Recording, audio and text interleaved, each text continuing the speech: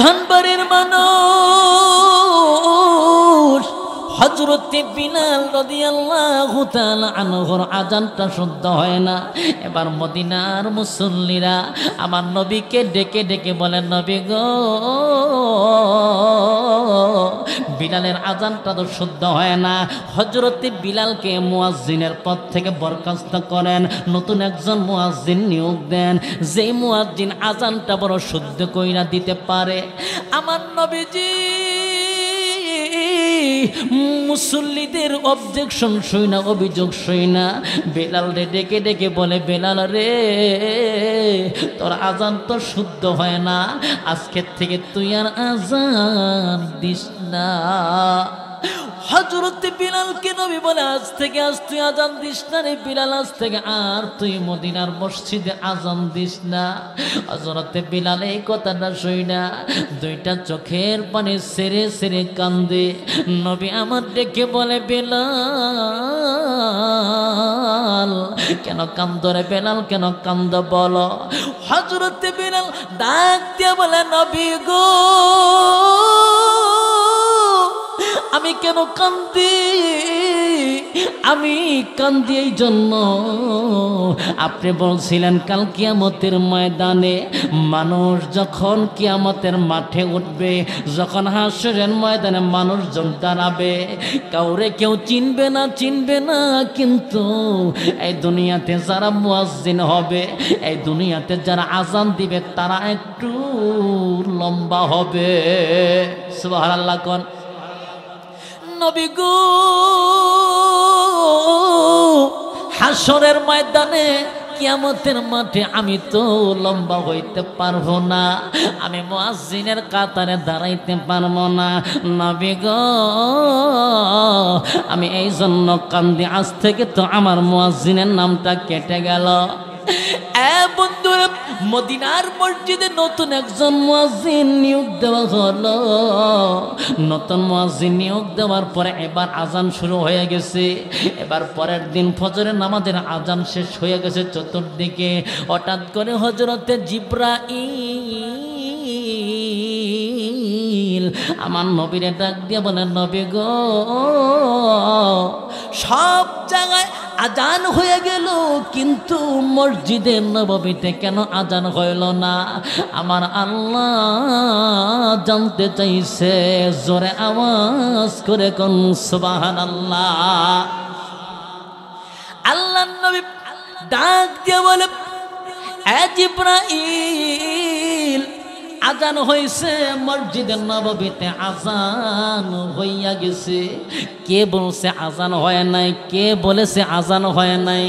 হযরতে জিবরাইল ডেকে বলে, নবী গো, আমার আল্লাহ রব্বুল আলামিন ডাক দিয়ে বলে দিয়েছে, আমার আল্লাহ রব্বুল আলামিন বলেছে, এই মদিনার মসজিদে যতক্ষণ পর্যন্ত আমার বিলাল আজান না দিবে, ততক্ষণ পর্যন্ত আল্লাহর আরশ মোয়াল্লায় আজানের আওয়াজ পৌঁছিবে না। জোরে জবান খুলে বলেন সুবহানাল্লাহ। বন্ধুরা, এইবার আপনারা আওয়াজ করে বলুন তো দেখি, হযরতে বিলালের দামটা আগের চাইতে কমছে না বাড়ছে? আর একটু জোরে বলতে হবে, কমছে না বাড়ছে? এইবার নবীজি সাহাবায়ে কিরামদেরকে ডেকে ডেকে বলে, সাহাবীরা, আমার আল্লাহ বিলাল আজান না দিলে আমার আল্লাহ বলছে এই মসজিদের নববীর আজানের আওয়াজ আল্লাহর আরশ মোয়াল্লায় পৌঁছিবে না। এইবার সাহাবীরা বলে, নবী গো, আল্লাহ বিলাল এত ভালোবাসে বুঝতে পারি নাই জান গো জান। নবী হযরতে বিলাল রে ডেকে নিয়ে আসেন, আজকের থেকে বিলালের আজান দিতে হইবে। জোরে আওয়াজ করে কোন সুবহানাল্লাহ। বন্ধুরে, আমার নবীজি বেলালে ভালোবাসতো, বেলালও আমার নবীরে ভালোবাসতো। কথা বলেন ঠিক কিনা? বন্ধু, এ ধনবারের মানুষ। এইবার হযরতে বেলাল রাদিয়াল্লাহু তাআলা আনহু আমার নবীজি দুনিয়া থেকে চির বিদায় হইয়া চলে যাবে। নবী আমার মৃত্যু শয্যায় শায়িত। আমার নবী দেখে, হযরতে আমার নবী তাকায়া দেখে, আমার নবীজি তাকায়া দেখে, আমার নবীর পাশে হযরতে আলী, হযরতে ওমর সবাই আছে, কিন্তু হযরতে বেলাল নাই। নবী আমার ডেকে ডেকে বলে, রে এ হযরতে আলী, হযরতে ওমর, হযরতে ওসমান, আমি আমার পাশে সবাইরে দেখি, কিন্তু বেলালকে তো দেখি না। আমার বেলাল কই? বেলাল রে ডাকো, বেলাল রে নিয়ে আসো। আমি আমার বেলাল রে তো দেখতে পাই না। এবার হযরতে বেলালকে নিয়ে আসা হলো। আমার নবী ডেকে ডেকে বলে, বেলাল রে, আমি এখন দুনিয়ার থেকে চির বিদায় হইয়া চলে যাব। আমি সবাইরে দেখতে পাই, সবাইরে দেখতে পাই, কিন্তু আমি তোরে তো দেখতে পাই না। হযরতে বেলাল দুইটা চোখের পানি ছেড়ে ছেড়ে কান্দে আর ডাক দিয়া বলে, নবী গো, ও নবী গো,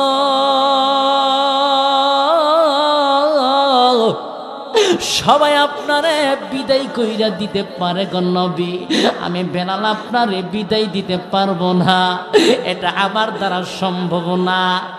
এইবার নবীজি ডাক দিয়ে বলে, বেলাল বল রে, বেলাল বল, আমার এই মরণের সময়, আমার শেষ নিঃশ্বাস ত্যাগের সময় আমার কাছে তুই কি চাস রে বেলাল বল। আজকে তুই আমার কাছে যা চাবি আমি তোরে তাই দিয়া দিব। জোরে কন্যা সুবহানাল্লাহ। এ বন্ধুরে, এইবার হযরতে বেলাল দেখেন কি চাই। হযরতে বেলাল রাদিয়াল্লাহু তাআলা আনহু ডাক দিয়ে বলেন, নবী গো, আমি আপনার কাছে দুনিয়ার জন্য কিচ্ছু চাই না, টাকা চাই না, পয়সা চাই না, বাড়ি চাই না, গাড়ি চাই না, নারী চাই না, কোনো কিছুই চাই না। নবী গো, আমি আপনার কাছে শুধু একটা জিনিস জানতে চাই। জোরে আওয়াজ করে কোন সুবহানাল্লাহ। আমার নবী ডাক দিয়ে বলে, বেলাল রে, আমার কাছে কি জানতে চাও বলো বলো বলো। হযরতে বেলাল রাদিয়াল্লাহু তাআলা আনহু ডাক দিয়ে বলেন, নবী গো, আমি শুধু জানতে চাই কাল কিয়ামতের ময়দানে এই দুনিয়া ছেড়ে চলে যাওয়ার পর কোন কোন জায়গায় গেলে আপনারে পাবো। আল্লাহর নবী ডাক দিয়ে বলে, বেলাল রে, এই দুনিয়া থেকে চিরবিদায়ী হইয়া চলে যাওয়ার পরে আমার তুমি চারটা জায়গায় খুঁজলে পাবে রে বেলাল, চারটা জায়গায় পাবে। তার এক নম্বর হইল, আমারে তুমি পাবে দুজকে, আমারে পাবে তুমি হাসরে, আমারে পাবে পুলসিরাতে, আমারে পাবে তুমি মিজানে। এ বেলাল পাবি পাবি পাবি বিল্লাল আমায় চারখানে, দুজক, হাসর, পুলসিরাত আর মিজানে।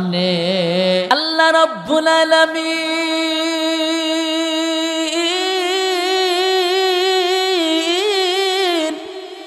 পবিত্র কুরআনে কারিমে সূরাতুল কাহফের ভিতরে আমার আল্লাহ রাব্বুল আলামিন ডাক দিয়ে বললেন, ইন্নাল্লাযীনা আমানু ওয়া আমিলুস সালিহাত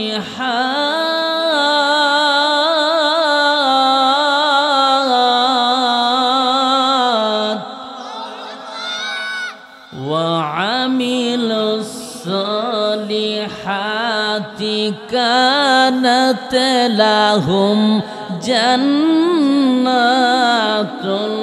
ফিরদাউসি নুজুলা।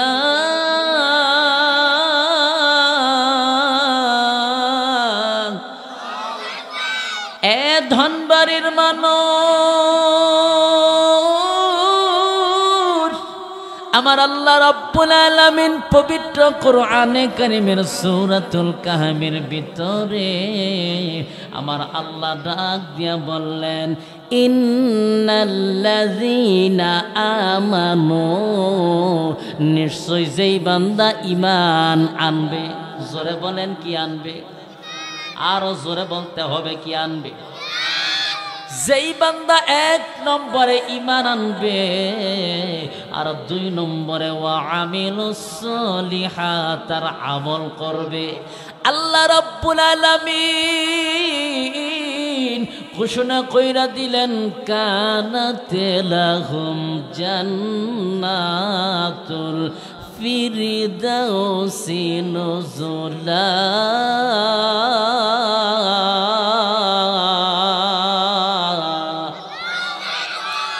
আল্লাহ রাব্বুল আলামিন পবিত্র কোরআনে কারীমের ভিতরে বলে দিলেন, ২টা কাজ যখন কোনো বান্দা করবে, ১ নম্বরে ঈমানটা আনবে, ২ নম্বরে ঈমানের সহিত যখন কোনো বান্দা আমল করবে, আমার আল্লাহ রব্বুল আলামিন ডাক দিয়ে বললেন, আমি আল্লাহ তার জন্য জান্নাতুল ফিরদাউস দান করে দিব। আর একটু জোরে কোন সুবহানাল্লাহ। এ ধনবাড়ির মানুষ, আল্লাহর জান্নাতে যাইতে মন চায়, কাদের 2টা হাত জাগায় আমার আল্লাহরে দেখাইয়া দেন। আল্লাহর জান্নাতে যাইতে মন চায় কার কার? টান টান করে তুলেন তো, একটা তাকবীর দেন। নারায়ে তাকবীর, নারায়ে তাকবীর। হাত নামান। কি কোন আল্লাহর জান্নাতে যাইতে মন চায় না ভাই? আরে কত সুন্দর জান্নাত আল্লাহ না জানি বানাইছে, জীবনে কোনো চোখ দেখে নাই, কোনো দিল চিন্তাও করে নাই, ঠিক কিনা বলেন? আমি আপনাদের মাঝে নবীজির অসংখ্য হাদিস থেকে আমি বুখারী শরীফের একটা হাদিস তেলাওয়াত করেছি। যেই হাদিস খানা আল্লাহর নবী বলছেন যে 7 শ্রেণীর মানুষ, জোরে বলেন কত শ্রেণী? যেই দিন কাল কিয়ামতের ময়দানে কিয়ামত কায়েম হবে, জোরে বলেন কি কায়েম হবে? ভাই কথা না বলি, খুব মনোযোগ দেই। যেই দিন ভালো লাগবে ইনশাল্লাহ আপনাদের, যখন কিয়ামতটা কায়েম হবে, কিয়ামত কায়েম হয়ে গেলে যেই সূর্য আজকে বর্তমানে বাংলাদেশে আছে, এই পৃথিবীতে বিজ্ঞানীগণ বলেন যে সূর্য, এই পৃথিবীর থেকে সূর্যের দূরত্ব হইতেছে, তো নবীজি বলছেন, বিজ্ঞানীগণ বলছেন যে এই পৃথিবীর থেকে সূর্য 9 কোটি 30 লক্ষ মাইল দূরে। জোরে বলেন কত দূরে? 9 কোটি 30 লক্ষ মাইল দূরে হইতেছে সূর্য। এটা কি চারটিখানি ব্যাপার ভাই?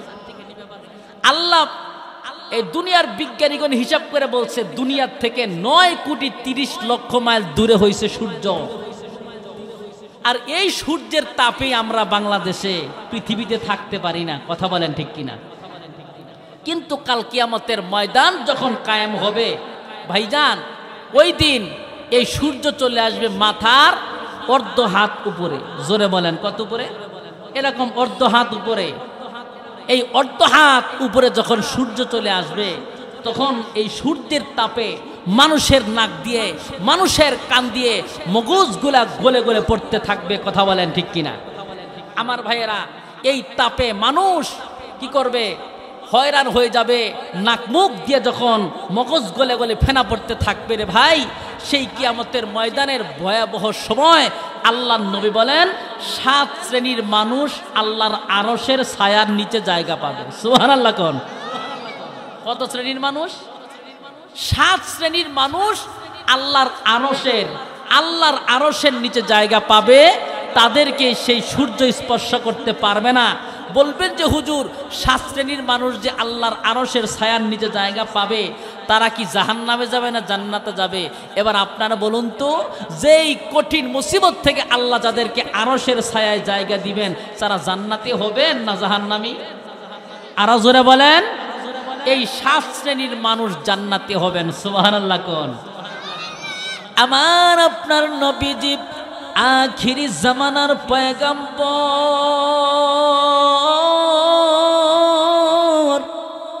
বুখারী শরীফের হাদিসের ভিতরে আল্লাহর নবী ডাক দিয়ে বললেন, 7 শ্রেণীর মানুষ আল্লাহর আরশের ছায়ার নিচে জায়গা পাবে। তার 1 নম্বরে হইল আল্লাহ নবী বললেন সাবআতু ইউযিল্লুহুমুল্লাহু ফি যিল্লিহি ইয়াওমা লা যিল্লা ইল্লা যিল্লু। আল্লাহ নবী বলেন, আল্লাহ নবী জামানার পয়গম্বর ডাক দিয়ে বললেন 7 শ্রেণীর মানুষ আল্লাহর আরশের ছায়ার নিচের জায়গা পাবে। এই 7 শ্রেণীর মানুষ ব্যতীত যেই দিন আল্লাহর আরশের ছায়া ব্যতীত আর কোনো ছায়া থাকবে না। কি থাকবে না? আল্লাহর আরশের ছায়া ব্যতীত আর কোনো ছায়া থাকবে না। সেই 7 শ্রেণীর মানুষ কারা জানার দরকার আছে না ভাই? আরো জোরে বলেন, আছে না নাই? ধনবাড়ির মানুষ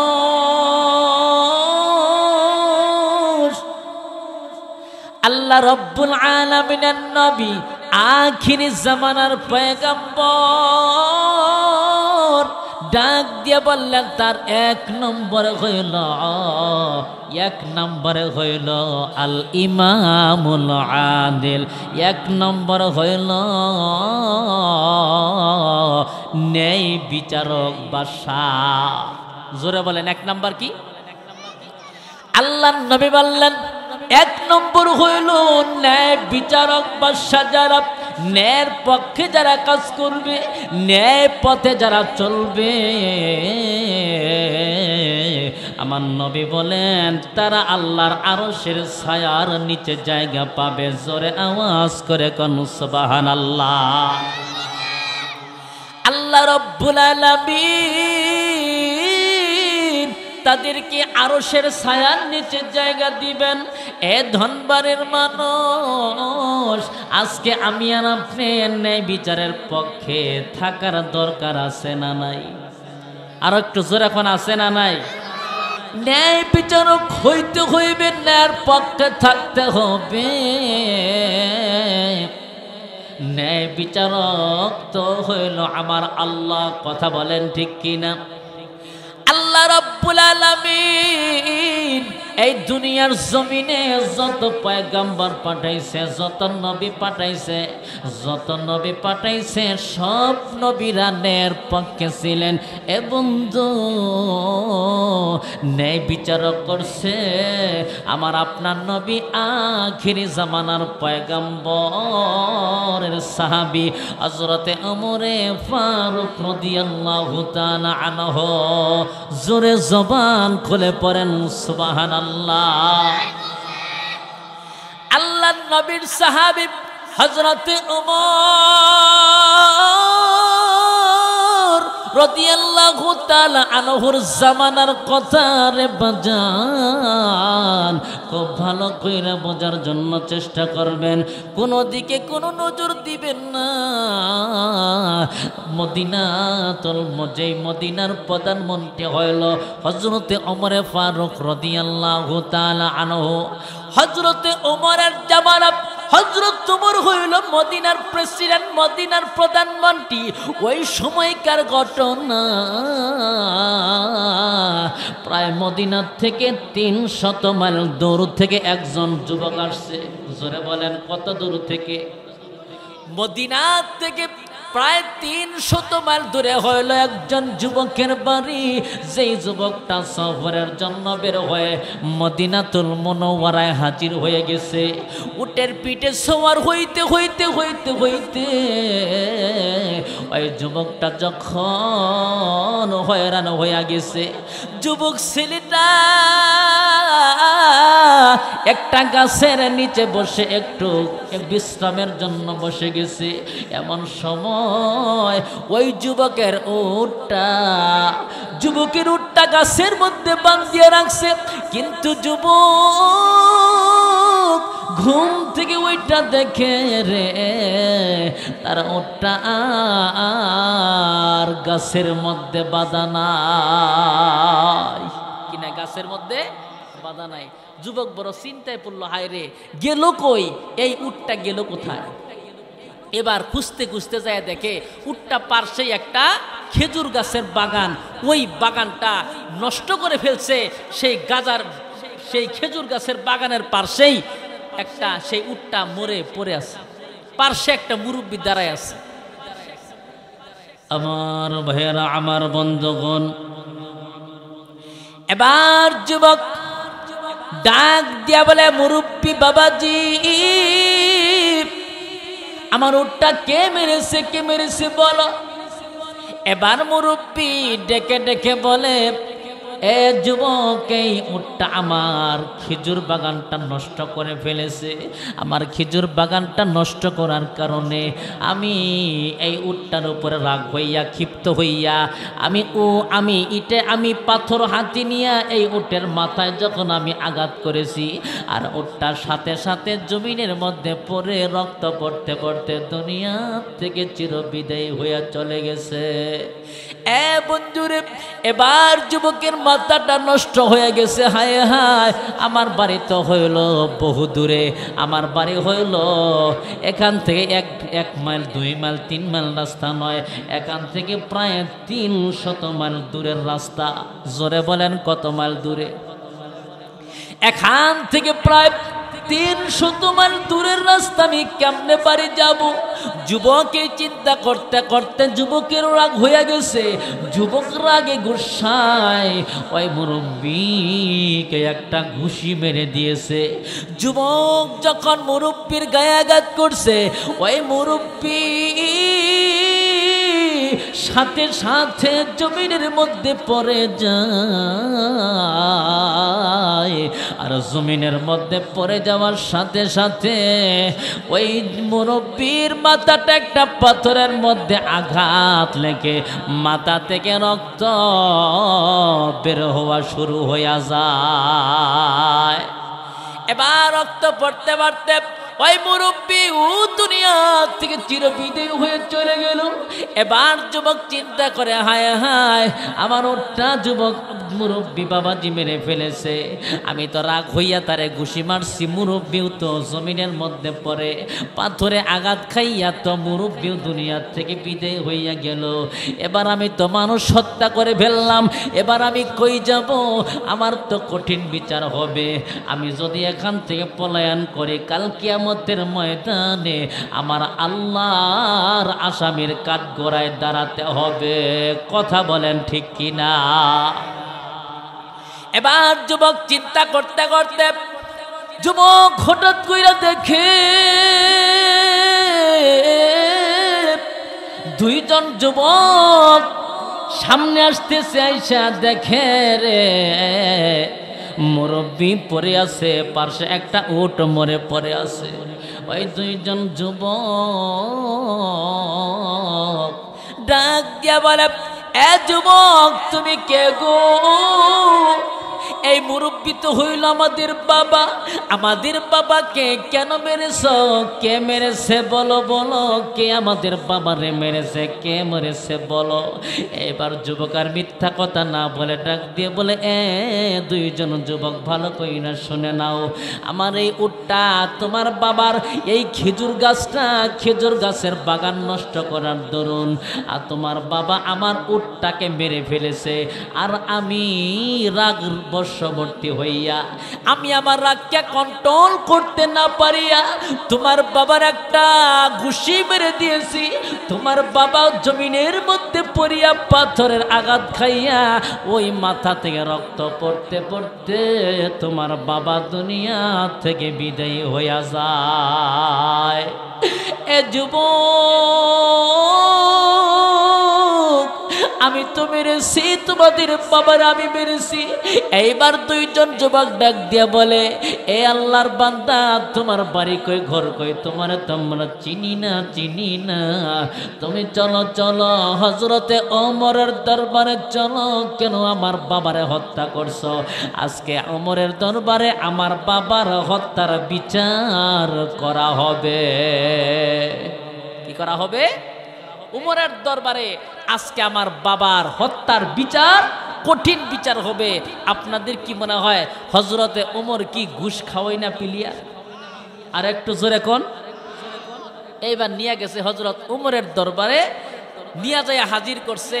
হযরতে ওমরকে ডেকে বলে, ওমর, আপনি আমাদের মদিনার প্রেসিডেন্ট, মদিনার প্রধানমন্ত্রী, আমরা আপনার কাছে নিয়ে আসছি এই আসামিকে। উনি আমার বাবাকে হত্যা করছে, কেন হত্যা করলো এটা আমি জানতে চাই, এর বিচার, সঠিক বিচার করে দিবেন। সুবহানাল্লাহ কোন।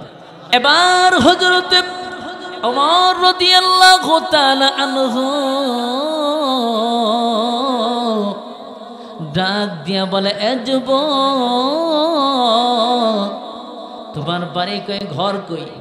এ যুবক, তুমি এই মুরব্বীকে কেন হত্যা করছো বলো। এবার যুবকটা শুধু কান্দে, চোখের পানি সেরে সেরে কান্দে। হযরত তোমার বলে, এ যুবক, কানলে হবে না, হবে না, বলো বলো কেন মারছো বলো। এবার যুবক ডেকে বলে, হুজুর, আমার একটা উট ছিল, যেই উটের পিঠে সওয়ার হইয়া আমি 300 মাইল দূর থেকে আসছি এই মদিনাতে। এই মদিনাতে আসার পর আমি হয়রান হয়ে গেছি, পেরেশান হয়ে গেছি। আমি গাছের নিচে একটু বিশ্রাম নেওয়ার জন্য বসেছিলাম। এ হযরতে ওমর, আমি ঘুম থেকে ওইটা দেখি আমার উটটা এই মুরব্বীর খেজুর বাগানে খেজুর নষ্ট করেছে, খেজুর বাগান নষ্ট করেছে। খেজুর বাগান নষ্ট করার কারণে এই মুরব্বী আমার উটটাকে মেরে ফেলেছে, পাথর দিয়ে আঘাত করে। আর আমি রাগে গুসায় আমি মুরব্বীকে যখন একটা ঘুষি মেরে দিয়েছি, সাথে সাথে মুরব্বীও জমিনের মধ্যে পড়ে যাইয়া পাথরে আঘাত খাইয়া রক্ত পড়তে পড়তে দুনিয়া থেকে বিদায় হইয়া যায়। হযরতে ওমর ডাক দিয়ে বলে, যুবক,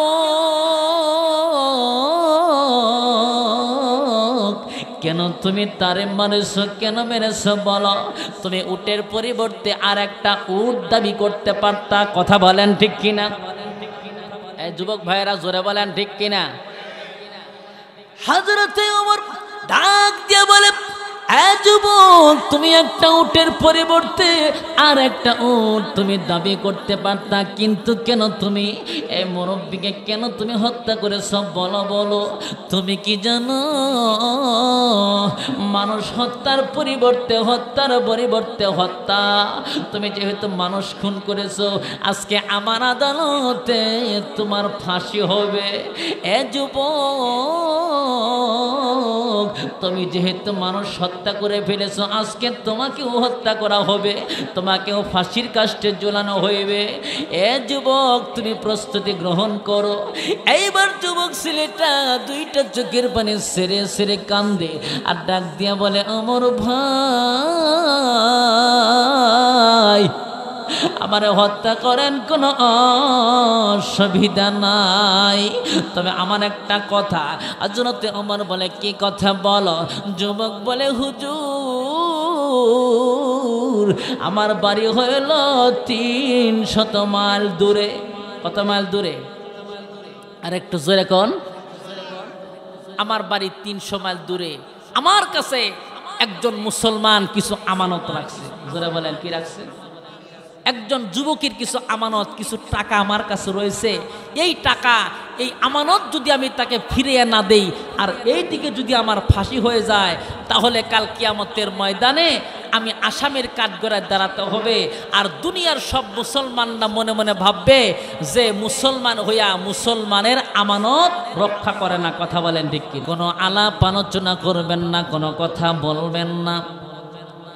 দিলের কানটা লাগায়া একটু বোঝার জন্য, কানটা লাগাইয়া, অন্তরে কানটা লাগাই একটু কথাটা শোনার জন্য চেষ্টা করবেন।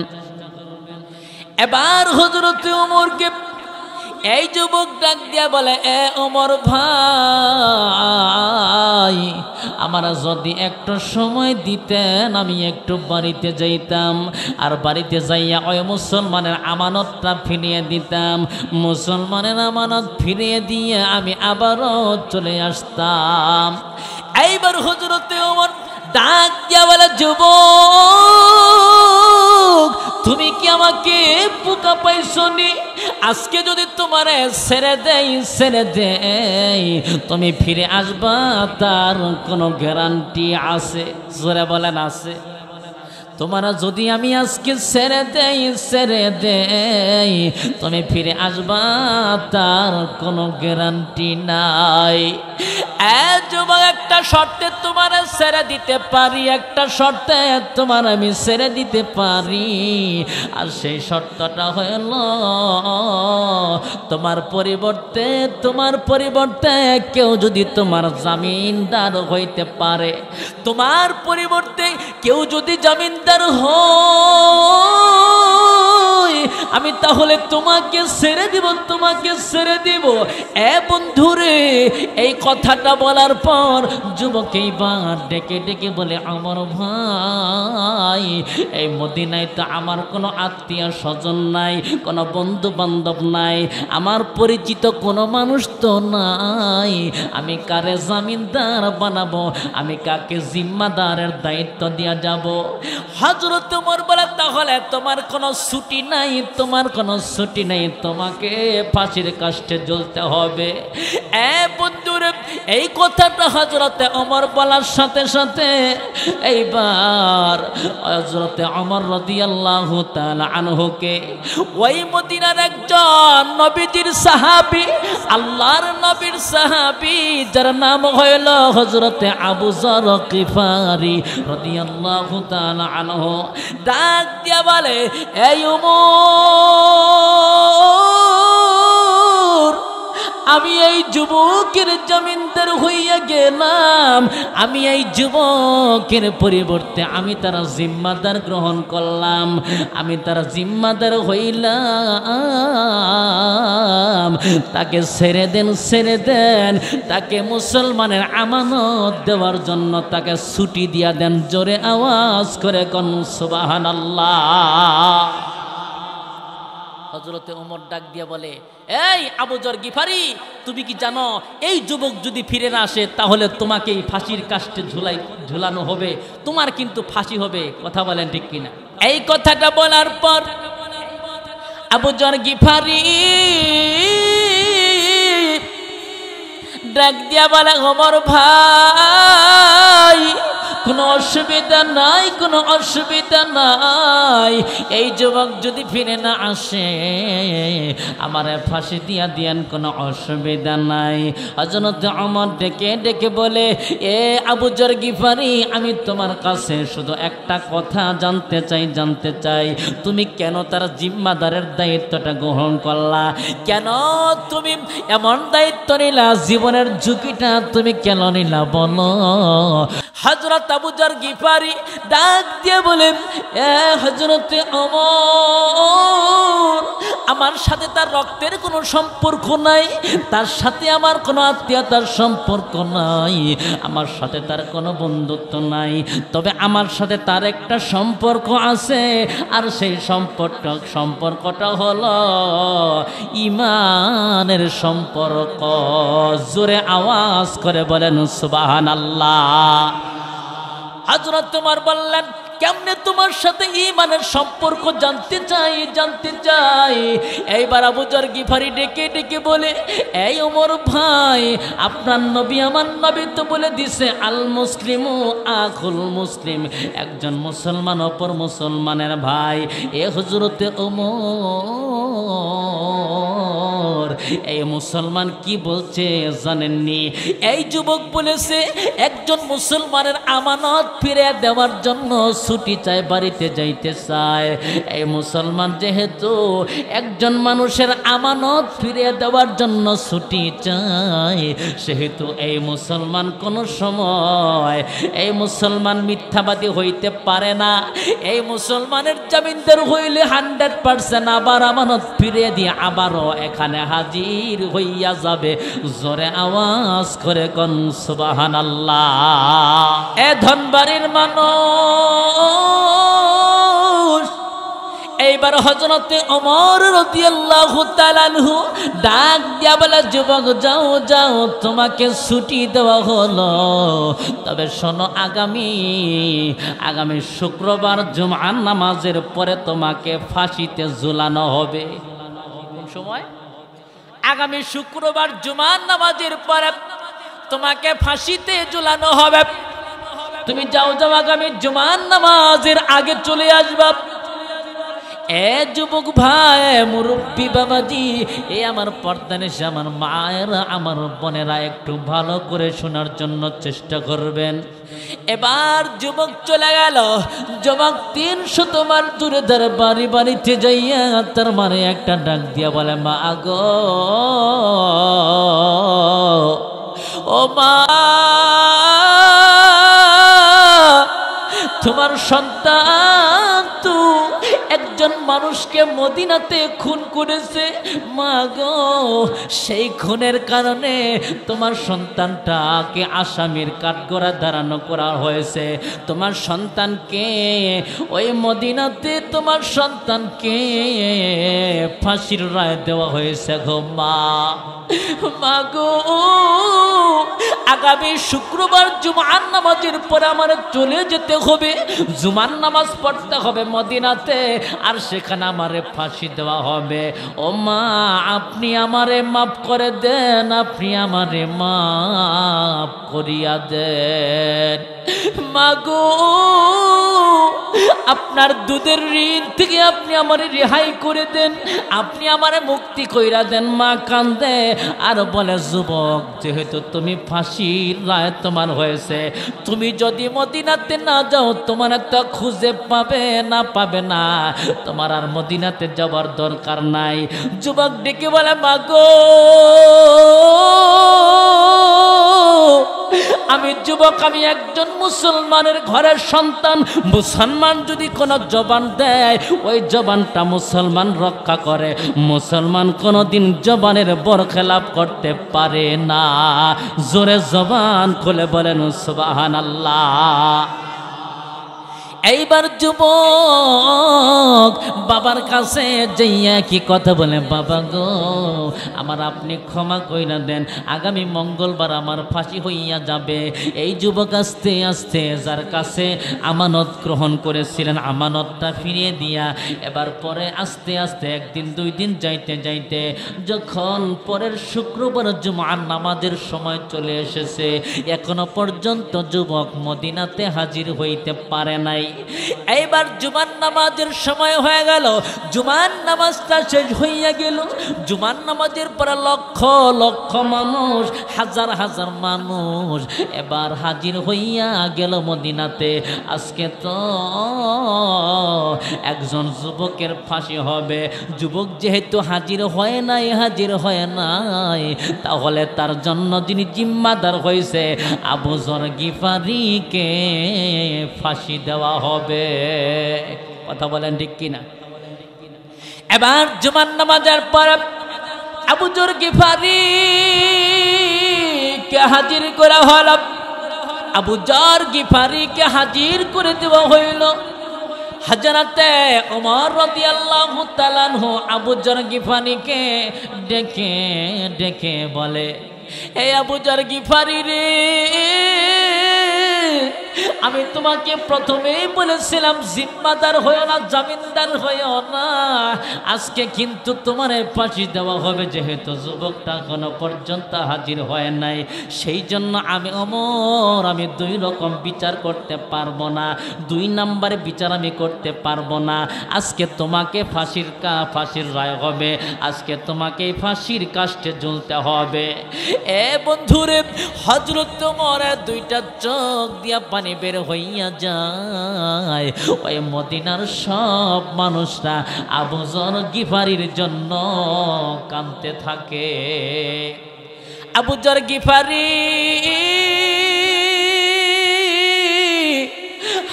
আবু যর গিফারির জন্য ওই মদিনার মানুষ দুইটা চোখের পানি সেরে সেরে কান্দে।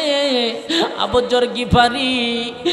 যর গিফারির জন্য তারা পাড়া প্রতিবেশীরা কান্দে, মদিনার মানুষ সবাই কান্দে।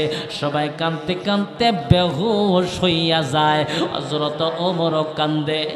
এ বন্ধুরে, আবু যর গিফারির জন্য এইবার যেই জল্লাদ ফাঁসির রায় কার্যকর করবে, জল্লাদের চোখে পানি।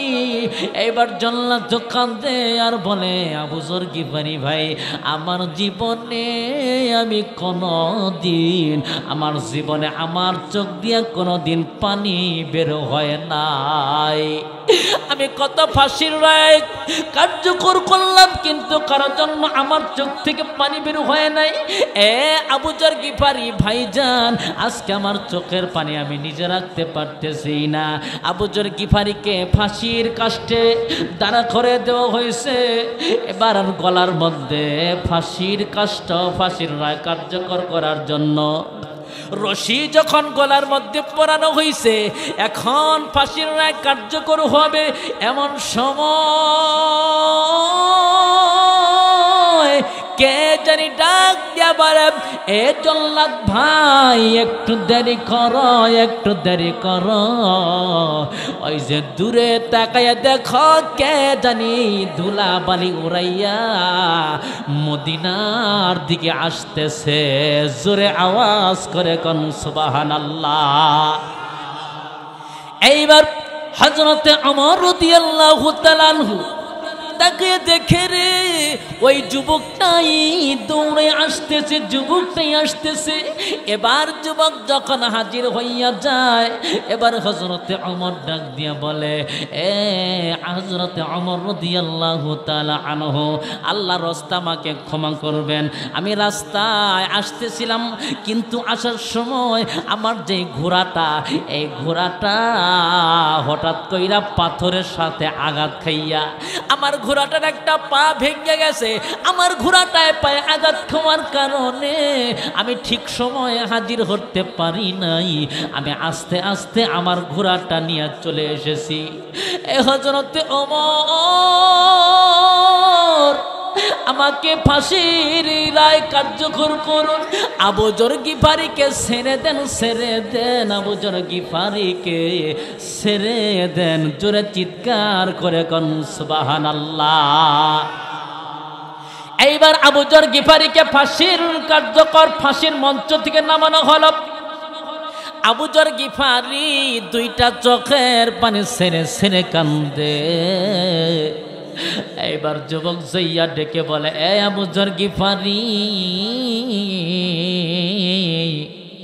আমার জন্য আজকে আপনার প্রাণটা চলে যাওয়ার উপযোগী হয়ে গেছিল। এ আবু যর গিফারি, আল্লাহর রাস্তে তুমি আমারে মাফ কইরা দিও। এইবার আবু যর গিফারি আর হযরতে ওমর রাদিয়াল্লাহু তাআলা আনহু ডাক দিয়া বলে, এ যুবক ভাই, আমি শুধু একটা কথা জানতে চাই, তুমি যদি না আসতা, আমরা তো তোমার বাড়ি চিনি না, ঘর চিনি না, কোনো কিছুই চিনি না, কেন তুমি আমাদের এখানে হাজির হইয়া গেলা, কারণটা কি বলো? এইবার যুবক ডেকে বলে, এ হযরতে ওমর, এই দুনিয়ার জমিনে সবাই মিথ্যা কথা বলতে পারে, ওয়াদা করে ওয়াদার পর খেলাপ করতে পারে, কিন্তু মুসলমান কোনো সময় ওয়াদা করে ওয়াদার পর খেলাপ করতে পারে না। জোরে আওয়াজ করে বলেন সুবহানাল্লাহ। ইমানদার কোন সময়ে মুখের জবানকে দুই রকম রাখতে পারে না। ইমানদার কোন সময় ওয়াদা করলে ওয়াদার পর খেলাপ করে না। মুমিন কোন সময় ওয়াদা করলে ওয়াদা নষ্ট করে না। মুমিন কোন সময় আমানতের খিয়ানত করে না।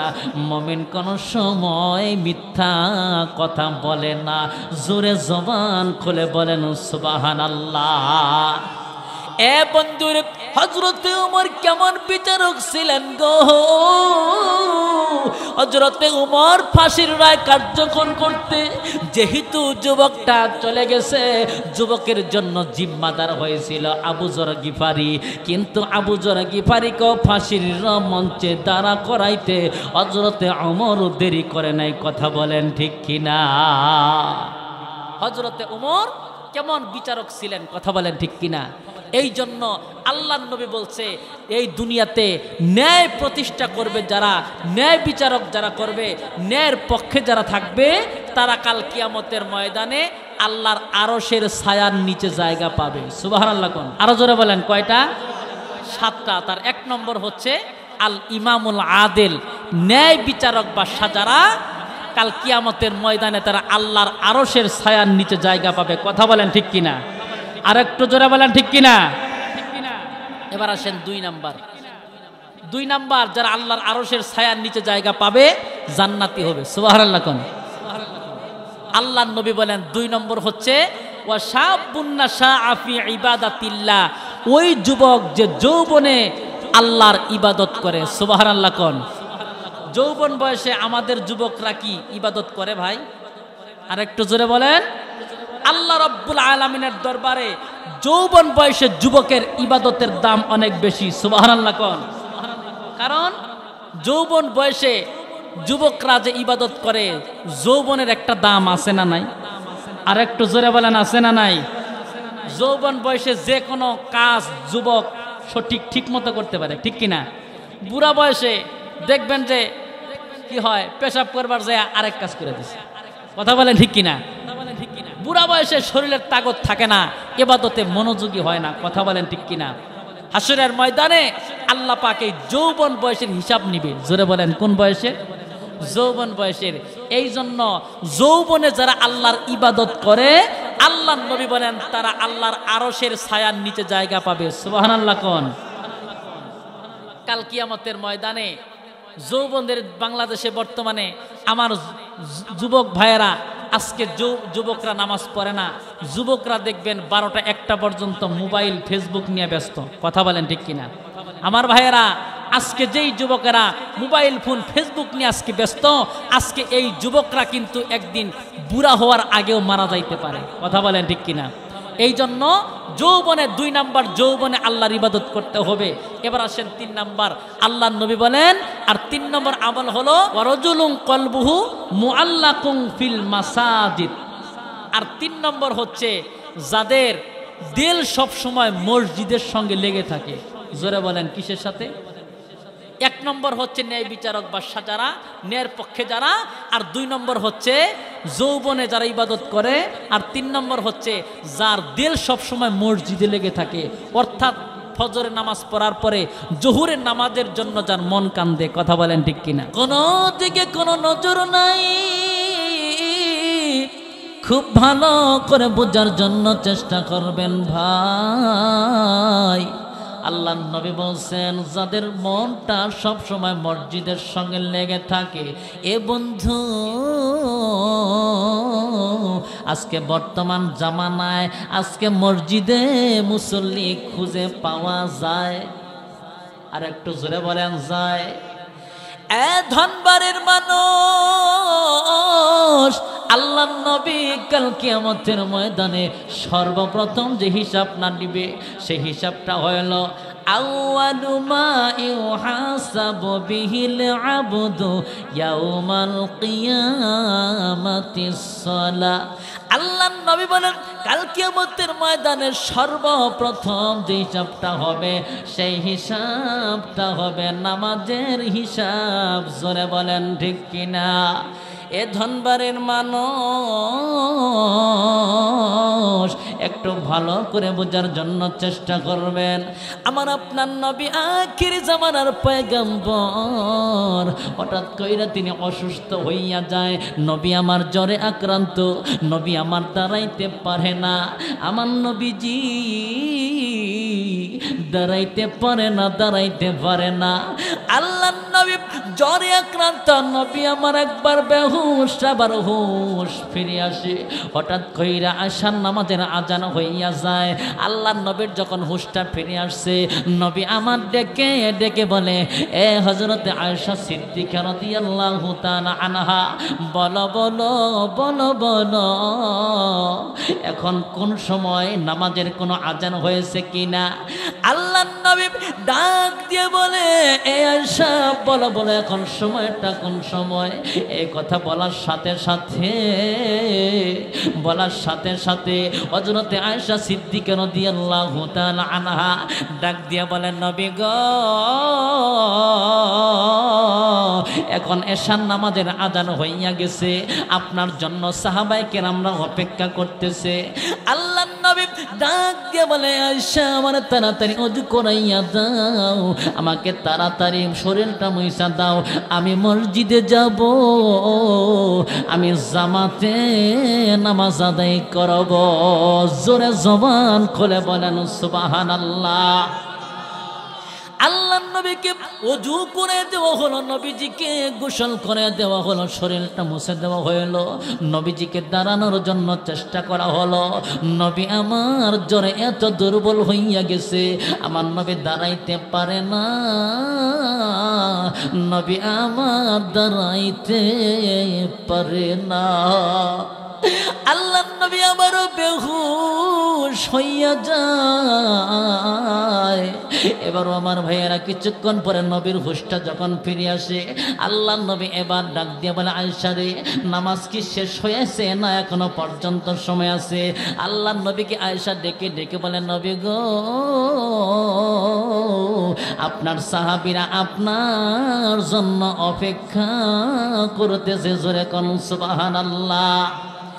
এ ধনবাড়ির মানুষ, নবী আমার ডেকে ডেকে বলে, রে আয়েশা দেরে নয়, আমার তাড়াতাড়ি আবার ওযু করাইয়া দাও, আমার শরীরটা মুইসা দাও, আমি মসজিদে যাব, আমি জামাতে নামাজ আদায় করব।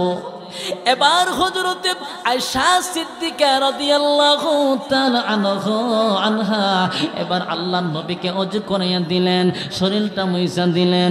আল্লাহর নবী দাঁড়াইতে চেষ্টা করে মসজিদে যাবে, কিন্তু নবী আমার এত দুর্বল দাঁড়াইতে পারে না।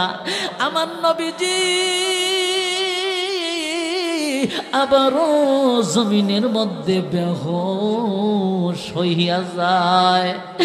এ বন্ধুরে এইভাবে একবার নয়, দুইবার নয়, তিনবার নয়, আমার নবী দীর্ঘ চারবার ওযু করে মসজিদে যাওয়ার জন্য, কিন্তু নবী আমার দাঁড়াইতে পারে না। নবী আমার ডেকে ডেকে বলে, আয়েশা সিদ্দিকা রে, আয়েশা যাও যাও, তোমার বাবা আবু বকরকে খবর দাও, তোমার বাবা আবু বকরকে যাইয়া বলো তোমার বাবার ইমামতিতে যেন তারা এশার নামাজটা পড়ে নেয়। আমি নবী মনে হয় যাইতে পারবো না।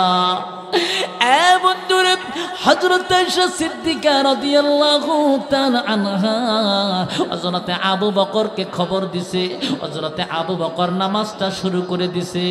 আমার ভাইয়েরা এইদিকে আমার নবী ডেকে ডেকে বলে, আয়েশা নামাজ কি শুরু হয়েছে কিনা বলো? বলে হ্যাঁ নামাজ শুরু হয়ে গেছে। আল্লাহর নবী এইবার ডেকে ডেকে বলে, আয়েশা রে ওই মসজিদের নববীর দিকের দরজাটা একটু খুলে দাও, জানালাটা একটু খুইলা দাও, আমি একটু মসজিদের নববীর নামাজের দৃশ্যটা দেখতে চাই। এবার নবীজি নামাজের দৃশ্যটা দেখে চোখের পানি ছেড়ে দিছে। আল্লাহ নবীর চোখ দিয়া পানি পড়তেছে, নবীর চোখ দিয়া পানি পড়তে পড়তে দাড়ি মুবারক পর্যন্ত ভিজা যায়। হযরত আয়েশা সিদ্দিকা ডাক দিয়া বলেন, নবী গো কেন আপনি কাঁদেন? আপনার চোখে কেন পানি? আপনি কেন কাঁদেন? আপনার কান্নার কারণটা কি বলুন? আপনার কান্নার কি কারণ একটু আপনার কাছে জানতে চাই। এইবার হযরতে আয়েশা সিদ্দিকাকে আমার নবীজি ডাক দিয়া বলে আয়েশা রে, আমার এই কান্নাটা এটা আমার দুঃখের কোনো কান্না নয়, এই কান্নাটা হইল আমার আনন্দের কান্না। আমি নবীজি নামাজের জন্য উহুদের ময়দানে মার খেয়েছি, আমি নবী তায়েফের ময়দানে রক্ত জড়াইছি। আয়েশা রে, আমার সাহাবীরা সেই নামাজ আজ পড়তেছে, আমার মন বলতেছে কিয়ামত পর্যন্ত আমার সাহাবীরা এভাবেই নামাজ আদায় করবে। জোরে আওয়াজ করে কোন সুবহানাল্লাহ। আল্লাহর নবী ডাক দিয়ে বলে আয়েশা রে, আমার মনটা বলতেছে কিয়ামত পর্যন্ত আমার কোন উম্মত নামাজ ছেড়ে দিবে না। বন্ধুরা, আজকে আজান হইয়া যায়, কিন্তু আজানের সময় আমরা শীতের মৌসুম, শীতের দিন আমরা আরামের বিছানাতে আরো গরম করি। আমরা ফজরের নামাজের আজান হয়, ওযু করতে কষ্ট হবে, এই জন্য আমরা ফজরের নামাজ পড়ি না। কথা বলেন ঠিক কিনা? এ যুবক ভাই, এ মুরব্বী বাবাজি, এমন একটা দিন আসবে যেই দিন ফজর তুমি পড়তে পারবা না, জোহরের নামাজ পড়তে পারবা কিনা তার কোনো গ্যারান্টি নাই। এমন হইতে পারে জোহরের নামাজের পরে তোমার জানাজাও হইতে পারে। কথা বলেন ঠিক কিনা? কেমন করে ঘুমাও তুমি, কেমন করে ঘুমাও তুমি, ফজর করে কাজা। এমন তো হতে পারে জোহরে জানাজা তোমার, এমন তো হতে পারে জোহরে জানাজা। ঠিক কিনা? মুসলিম হয় না জন্ম নিলেই মুসলমানের ঘরে, কাফের মুমিন তফাৎটা হয় সালাতের পরে, সালাতের পরে। মুসলিম হয় না জন্ম নিলেই মুসলমানের ঘরে, কাফের মুমিন তফাৎটা হয় সালাতের পরে, ভাইজান নামাজের পরে। এ জীবনে সালাত যেন, এ জীবনে নামাজ যেন হয় না কবু কাজা। এমন তো হতে পারে জোহরে জানাজা তোমার, এমন তো হতে পারে জোহরে জানাজা। কথা বলেন ঠিক কিনা? বেনামাজির লাশ কবরেতে রাখবে রে যখন, মাটির চাপে পাঁজরের হাড় ভাঙবে রে তখন। বিষাক্ত ওই সাপের সবল, বিষাক্ত ওই সাপের সবল, বেনামাজির সাজা।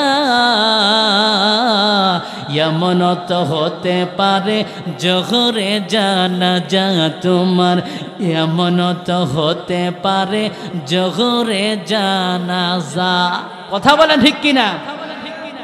এই জন্য আমার ধনবারের মানুষ, আমার নবী বলছে কাল কিয়ামতের ময়দানে তারাই আল্লাহর আরশের ছায়ার নিচে জায়গা পাবে যাদের সাথে মসজিদের সম্পর্ক ছিল। কথা বলেন, কাদের সম্পর্ক? আল্লাহর নবী বলেন যাদের সাথে মসজিদের সম্পর্ক ছিল, যার দিলটা সব সময় মসজিদের জন্য কান্ত, ওয়ারাজুন কলবুহু মুআল্লাকুন ফিল মাসাজিদ। কাল কিয়ামতের ময়দানে ওই ব্যক্তির হাসরের ময়দানে আল্লাহর আরশের ছায়ার নিচে জায়গা পাবে, যে ফজর পড়ার পরে মনে মনে চিন্তা করে, হায় রে জোহরের নামাজের সময়টা কোন সময় হয়, জোহরের জন্য রেডি হয়, আবার জোহর পরে মনে মনে চিন্তা করে আসর আসতে হবে, আসরের নামাজ পড়ে বান্দা মাগরিব নামাজের জন্য রেডি হইয়া যায়, আবার মাগরিব পরে বান্দা এশার জন্য নিয়ত করে, এশা পরে বান্দা রাতের বেলা যখন ঘুমায়,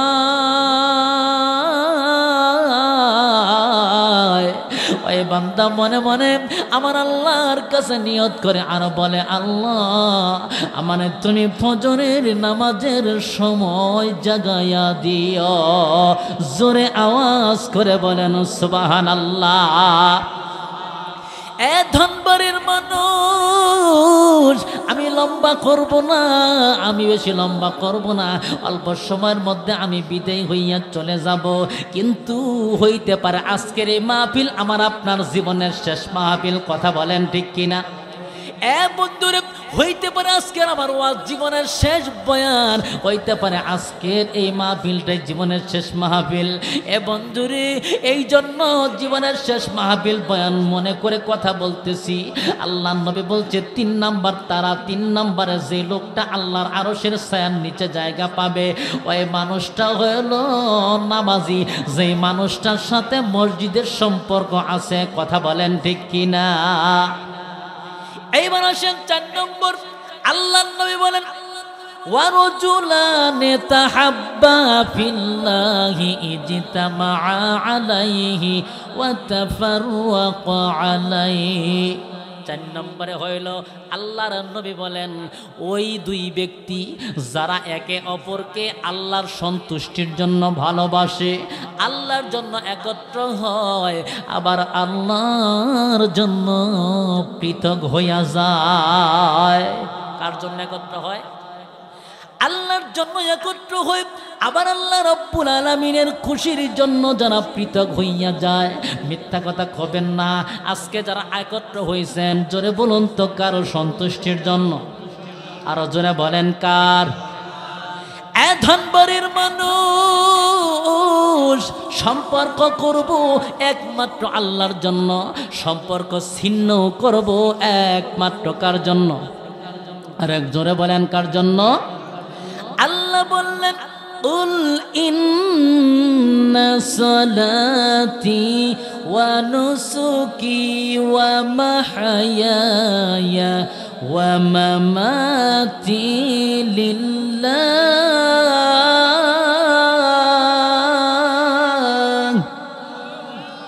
ওয়া মামাতি লিল্লাহি রাব্বিল আলামিন।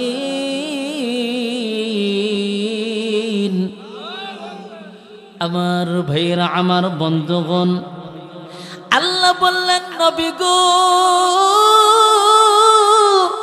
আপনি বলে দিন আমার নামাজ, আমার বেঁচে থাকা, আমার মরে যাওয়া, আমার ইবাদত বন্দেগী সব কিছু হবে একমাত্র আল্লাহর জন্য। জোরে বলেন কার জন্য? আর একটু জোরে বলেন কার জন্য? বন্ধুরে, আমার নবীজি হযরত বিলাল রে বলো ভালোবাসতেন। হযরত বিলালও আমার নবীরে ভালোবাসতেন। কথা বলেন ঠিক কিনা? এ কথাটা বলে আমি আপনাদের মাঝ থেকে বিদায়ী হয়ে চলে যাব রে বাজান। এই কথাটা যদি বলি আপনারা কি থাকবেন? আর জোরে বলেন থাকবেন? বন্ধুরে, হযরত বিলালকে আমার নবী বড় ভালোবাসতো। হযরত বিলাল আমার নবীকে বড় ভালোবাসতো। তাদের ভালোবাসাটা কেমন ছিল? তাদের ভালোবাসা থাকা না থাকা সব ছিল একমাত্র আল্লাহর জন্য। কথা বলেন ঠিক কিনা? বন্ধুরে, হযরত বিলালকে যখন মসজিদে নববীর মুয়াজ্জিনের নিয়োগ দেওয়া হলো, হযরত বিলাল আজান দেয়, কিন্তু বিলালের আজানটা বেশি শুদ্ধ হয় না। হযরত বিলাল আজান যখন দেয় আশহাদুর জায়গায় তিনি আসহাদু পড়ে, সিনের জায়গায় সিন উচ্চারণ করে। ধনবাড়ির মানুষ হযরত বিলাল রাদিয়াল্লাহু তাআলা আনহুর আজানটা শুদ্ধ হয় না। এবার মদিনার মুসল্লিরা আমার নবীকে ডেকে ডেকে বলেন নবী গো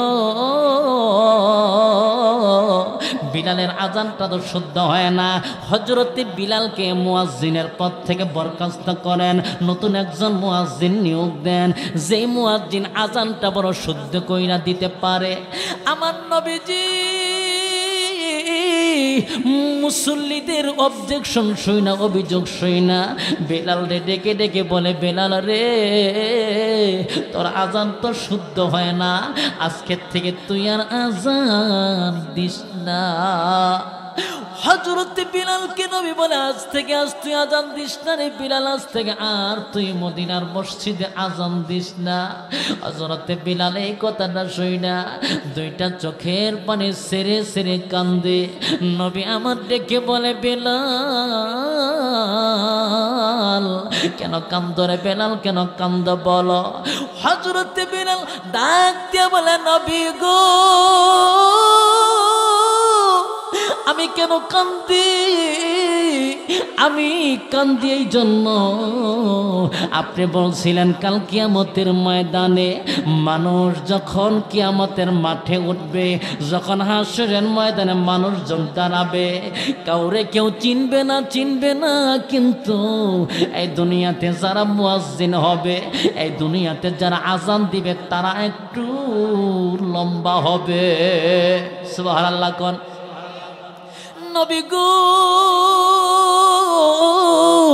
হাসরের ময়দানে কিয়ামতের মাঠে আমি তো লম্বা হইতে পারবো না, আমি মুয়াজ্জিনের কাতারে দাঁড়াইতে পারবো না। নবী গো আমি এই জন্য কান্দি, আজ থেকে তো আমার মুয়াজ্জিনের নামটা কেটে গেল। বন্ধুরা মদিনার মসজিদে নতুন একজন মুয়াজ্জিন নিয়োগ দেওয়া হলো। নতুন মুয়াজ্জিন নিয়োগ দেওয়ার পরে এবার আজান শুরু হয়ে গেছে। এবার পরের দিন ফজরের নামাজের আজান শেষ হয়ে গেছে চতুর্দিকে। হঠাৎ করে হযরতে জিবরাইল আমার নবীরে ডাক দিয়ে বলে নবী গো সব জায়গায় আজান হয়ে গেল, কিন্তু মসজিদে নববীতে কেন আজান হইল না? আমার আল্লাহ জানতে চাইছে। জোরে আওয়াজ করে কোন সুবহানাল্লাহ। আল্লাহর নবী ডাক দিয়ে বলে এ জিবরাইল আজান হয়েছে, মসজিদে নববীতে আজান হইয়া গেছে। কে বলছে আজান হয় নাই? কে বলেছে আজান হয় নাই? হযরত জিবরাইল ডেকে বলে নবী গো আমার আল্লাহ রব্বুল আলামিন ডাক দিয়ে বলে দিয়েছে, আমার আল্লাহ রব্বুল আলামিন বলেছে এই মদিনার মসজিদে যতক্ষণ পর্যন্ত আমার বিলাল আজান না দিবে ততক্ষণ পর্যন্ত আল্লাহর আরশ মোয়াল্লায় আজানের আওয়াজ পৌঁছিবে না। জোরে জবান খুলে বলেন সুবহানাল্লাহ। বন্ধুরা এইবার আপনারা আওয়াজ করে বলুন তো দেখি হযরতে বিলালের দামটা আগের চাইতে কমছে না বাড়ছে? আর একটু জোরে বলতে হবে, কমছে না বাড়ছে? এইবার নবীজি সাহাবায়ে কিরামদেরকে ডেকে ডেকে বলে সাহাবীরা আমার আল্লাহ বিলাল আজান না দিলে আমার আল্লাহ বলছে এই মসজিদের নববীর আজানের আওয়াজ আল্লাহর আরশ মোয়াল্লায় পৌঁছিবে না। এইবার সাহাবীরা বলে নবী গো আল্লাহ বিলাল এত ভালোবাসে বুঝতে পারি নাই জান গো জান নবী হযরতে বিলাল রে ডেকে নিয়ে আসেন, আজকের থেকে বিলালের আজান দিতে হইবে। জোরে আওয়াজ করে কোন সুবহানাল্লাহ। বন্ধুরে আমার নবীজি বেলাল রে ভালোবাসতো, বেলাল আমার নবীরে ভালোবাসতো, কথা বলেন ঠিক কিনা? বন্ধু এ ধনবারের মানুষ এইবার হযরতে বিলাল রাদিয়াল্লাহু তাআলা আনহু আমার নবীজি দুনিয়া থেকে চিরবিদায় হইয়া চলে যাবে। নবী আমার মৃত্যু শয্যায় শায়িত। আমার নবী দেখে হযরতে আমার নবী তাকায়া দেখে, আমার নবীজি তাকায়া দেখে আমার নবীর পাশে হযরতে আলী, হযরতে ওমর সবাই আছে, কিন্তু হযরতে বিলাল নাই। নবী আমার ডেকে ডেকে বলে রে এ হযরতে আলী, হযরতে ওমর, হযরতে ওসমান আমি আমার পাশে সবাই রে দেখি, কিন্তু বেলালকে তো দেখি না। আমার বেলাল কই? বেলাল রে ডাকো, বেলাল রে নিয়ে আসো, আমি আমার বেলাল রে তো দেখতে পাই না। এবার হযরতে বেলালকে নিয়ে আসা হলো। আমার নবী ডেকে ডেকে বলে বেলাল রে আমি এখন দুনিয়া থেকে চিরবিদায় হইয়া চলে যাব, যাব। আমি সবাইরে দেখতে পাই, সবাইরে দেখতে পাই, কিন্তু আমি তোরে তো দেখতে পাই না। হযরত বেলাল দুইটা চোখের পানি ছেড়ে ছেড়ে কান্দে আর ডাক দিয়া বলে, নবী গো, ও নবী গো,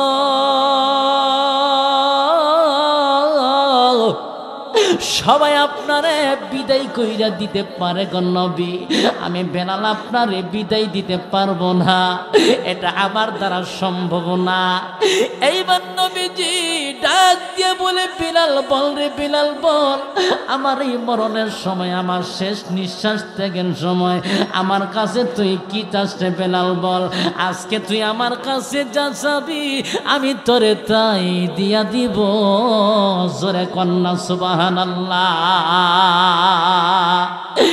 এ বন্ধুরে, এইবার হযরতে বেলাল দেখেন কি চায়। হযরতে বেলাল রাদিয়াল্লাহু তাআলা আনহু ডাক দিয়ে বলেন, নবী গো, আমি আপনার কাছে দুনিয়ার জন্য কিচ্ছু চাই না, টাকা চাই না, পয়সা চাই না, বাড়ি চাই না, গাড়ি চাই না, নারী চাই না, কোনো কিছুই চাই না। নবী গো, আমি আপনার কাছে শুধু একটা জিনিস জানতে চাই। জোরে আওয়াজ করে কোন সুবহানাল্লাহ। আমার নবী ডাক দিয়ে বলে, বেলাল রে, আমার কাছে কি জানতে চাও বলো বলো বলো। হযরতে বেলাল রাদিয়াল্লাহু তাআলা আনহু ডাক দিয়ে বলেন, নবী গো, আমি শুধু জানতে চাই কাল কিয়ামতের ময়দানে এই দুনিয়া ছেড়ে চলে যাওয়ার পর কোন কোন জায়গায় গেলে আপনারে পাবো। আল্লাহ নবী ডাক দিয়ে বলে, বেলাল রে, এই দুনিয়া থেকে চিরবিদায়ী হইয়া চলে যাওয়ার পরে আমারে তুমি চারটা জায়গায় খুঁজলে পাবে রে বেলাল, চারটা জায়গায় পাবে।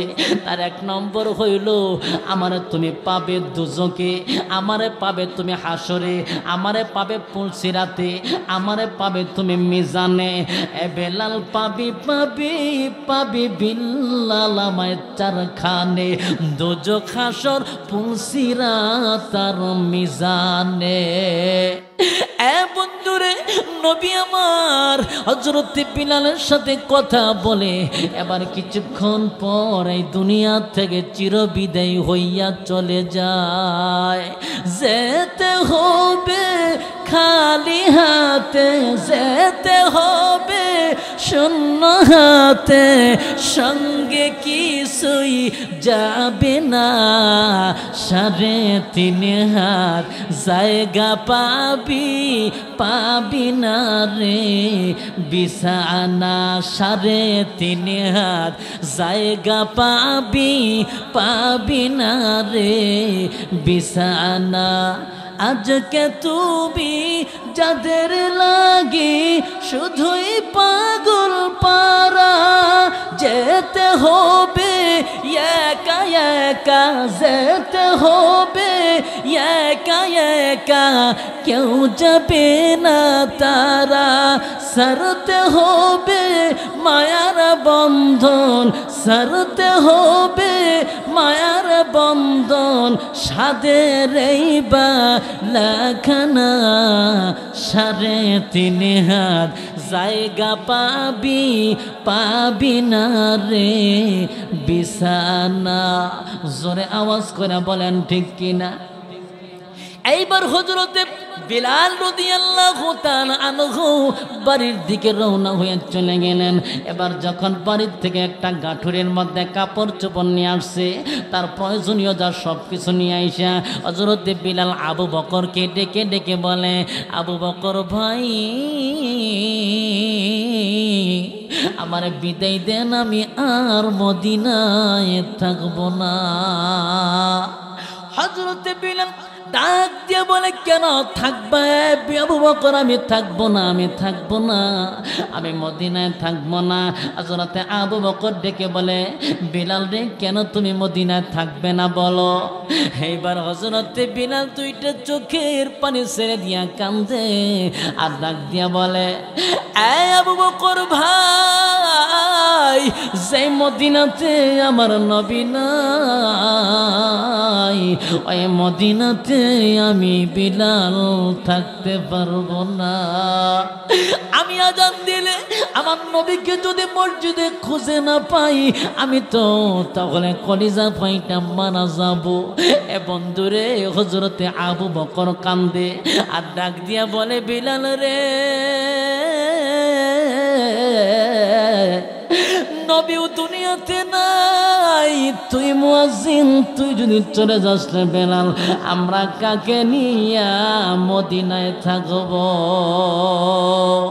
আমার দিনের নবী কামলিওয়ালা নাই রে দুনিয়ায়, আমার দিনের নবী কামলিওয়ালা ঘুমায়াছেন সোনার মদিনায়। কথা বলেন ঠিক কিনা? আমার সাথে একটু বলেন, আমার দিনের নবী কামলিওয়ালা নাই রে দুনিয়ায়, আমার দিনের নবী কামলিওয়ালা ঘুমায়াছেন সোনার মদিনা। নবীজির ওফাত শুনিয়া কান্দিয়া হযরত বেলাল গেলেন বেহুশ হইয়া। ঠিক কিনা? নবীজির ওফাত শুনিয়া কান্দিয়া হযরত বেলাল গেলেন বেহুশ হইয়া। কান্দিয়া কান্দিয়া বেলাল, কান্দিয়া কান্দিয়া বেলাল মদিনায় লোটায়, আমার দিনের নবী কামলিওয়ালা নাই রে দুনিয়ায়, আমার দিনের নবী কামলিওয়ালা ঘুমায়াছেন সোনার মদিনায়। নবীজির ওফাতের কালে বনের পশু পাখি সবাই যে কান্দে, কান্দিয়া কান্দিয়া সবাই, কান্দিয়া কান্দিয়া সবাই ধুলাতে লোটায়, আমার দিনের নবী কামলিওয়ালা ঘুমায়াছেন সোনার মদিনায়, আমার দিনের নবী কামলিওয়ালা ঘুমায়াছেন সোনার মদিনায়।